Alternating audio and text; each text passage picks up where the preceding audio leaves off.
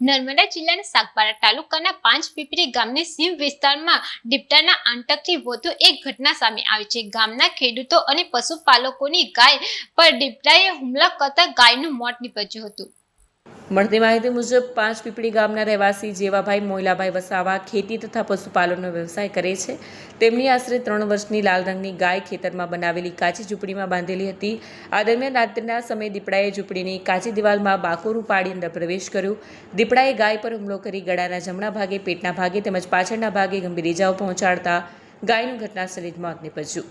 સવારમાં બનાવની જાણ થતાં ગ્રામજનો મોટી સંખ્યામાં સ્થળ પર દોડી આવ્યા હતા। ઘટનાની જાણ વન વિભાગને કરવામાં આવતા વન વિભાગની ટીમ સ્થળ પર તપાસ હાથ ધરી તેમજ દીપડાને પકડવા માટે વિસ્તારમાં પાંજરું મૂકવામાં આવ્યું હોવાનું જાણવા મળ્યું છે।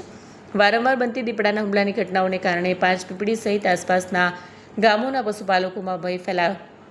ગ્રામજનોએ વન વિભાગ પાસે દીપડાને વહેલી તકે પકડી સુરક્ષા માટે કડક પગલાં ભરવાની માંગ કરી છે। વિડીયો જર્નાલિસ્ટ સજ્જન વસાવા સાથે સત્યા ટીવી ન્યૂઝ, ડેડિયાપાડા।